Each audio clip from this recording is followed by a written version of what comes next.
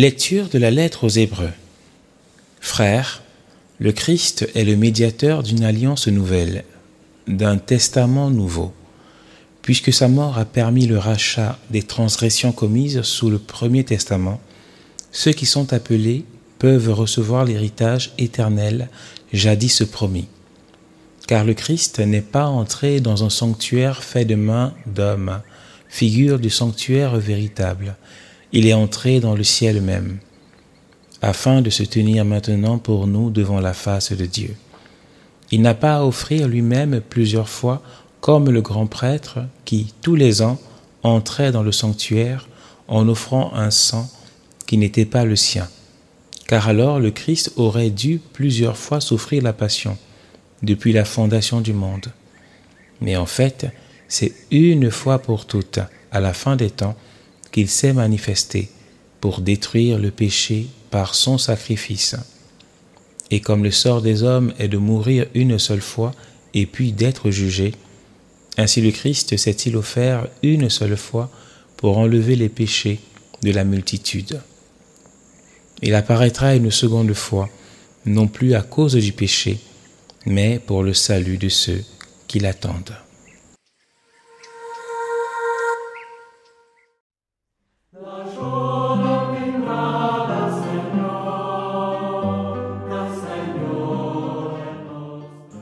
Chantez au Seigneur un chant nouveau, car il a fait des merveilles. Chantez au Seigneur un chant nouveau, car il a fait des merveilles. Par son bras très saint, par sa main puissante, il s'est assuré la victoire. Le Seigneur a fait connaître sa victoire et révélé sa justice aux nations. Il s'est rappelé sa fidélité, son amour en faveur de la maison d'Israël. La terre tout entière a vu la victoire de notre Dieu. Acclamez le Seigneur, terre entière, sonnez, chantez, jouez. Jouez pour le Seigneur sur la cithare et tous les instruments, au son de la trompette et du cor. Acclamez votre roi, le Seigneur. Chantez au Seigneur un chant nouveau, car il a fait des merveilles.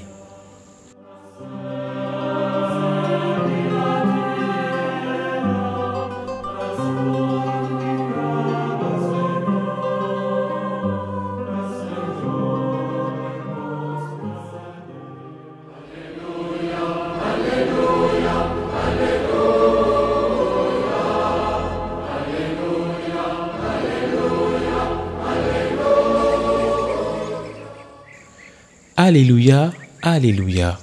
Notre Sauveur, le Christ Jésus, a détruit la mort. Il a fait resplendir la vie par l'Évangile. Alléluia.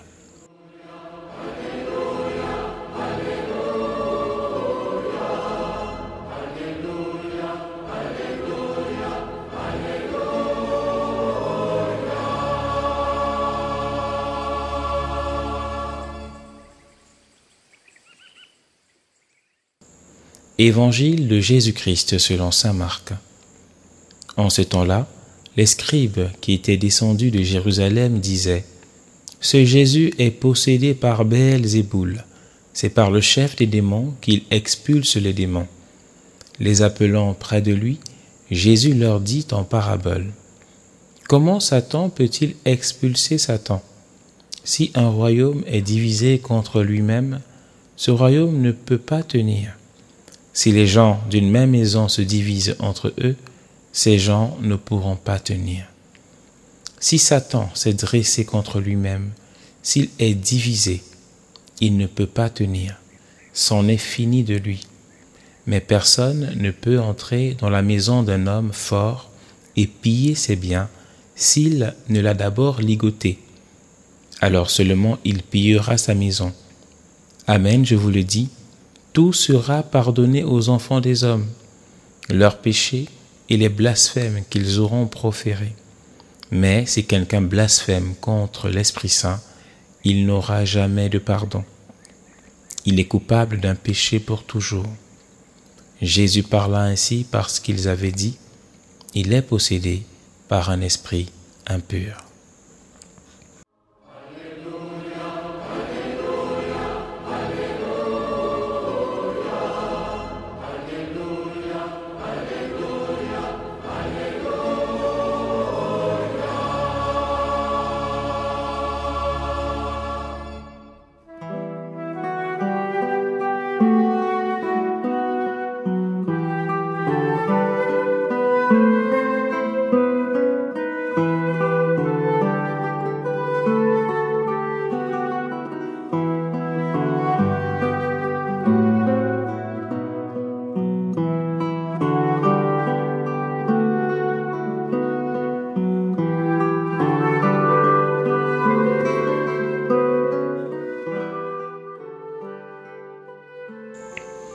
Frères et sœurs dans le Christ, prenons un moment pour méditer ensemble sur cette parole. Dans la lettre aux Hébreux, il nous est rappelé un fait fondamental. Jésus, par son sacrifice unique, a détruit le péché une fois pour toutes. Pas besoin de recommencer chaque année comme les prêtres de l'Ancienne Alliance qui offraient des sacrifices répétitifs.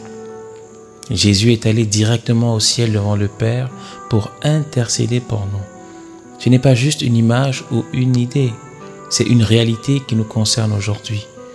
Son sacrifice a ouvert la porte du salut pour tous ceux et celles qui croient en lui et qui l'attendent avec foi.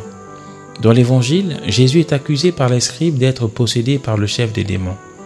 C'est vraiment une ironie. Lui, le sauveur du monde, il est traité comme un ennemi de Dieu.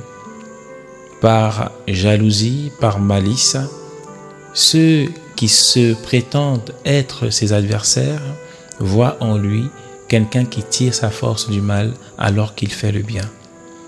Jésus ne se laisse pas faire. Il répond avec sagesse, montrant que leur accusation n'a aucun sens. Comment Satan pourrait-il se combattre lui-même?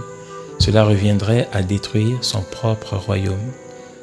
Ce passage est aussi une invitation pour nous à ne pas diviser nos cœurs. Un royaume divisé ne peut pas tenir. Une famille divisée ne peut pas avancer. Un cœur partagé entre Dieu et le péché finit par se perdre. Jésus veut habiter entièrement en nous, mais il nous laisse toutefois libres, afin que librement et sans contrainte, nous acceptions de faire de nous-mêmes sa demeure. Si nous ouvrons la porte à Jésus, il va ligoter l'homme fort de nos cœurs, c'est-à-dire tout ce qui nous retient prisonniers, esclaves, pour nous libérer et faire de nous des hommes et des femmes nouveaux. Jésus nous met en garde contre le blasphème, contre l'Esprit Saint, qui est le fait de refuser délibérément et de manière définitive la miséricorde de Dieu. En d'autres mots, c'est s'enfermer soi-même dans son péché et refuser le pardon que Dieu veut pourtant offrir à tous. Mais nous devons nous rassurer. Si nous avons le désir d'être pardonnés, ce péché-là ne nous concerne pas. Dieu est toujours prêt à pardonner tout ce qui est confié à sa miséricorde. Alors mes frères et sœurs, en cette fin de mois de janvier, allons nous confesser. Regardons vers Jésus et demandons-lui pardon. Réjouissons-nous car ses bras sont toujours ouverts. Jésus a vaincu le diable, la victoire est acquise. Mais le Seigneur veut notre coopération. Il faut que cette parole nous pousse à vivre dans l'unité de nos cœurs, de nos familles, de nos communautés et à avancer sans peur vers le sacrement de la réconciliation afin de retrouver l'état de grâce et avancer en enfant de Dieu digne et sans faute.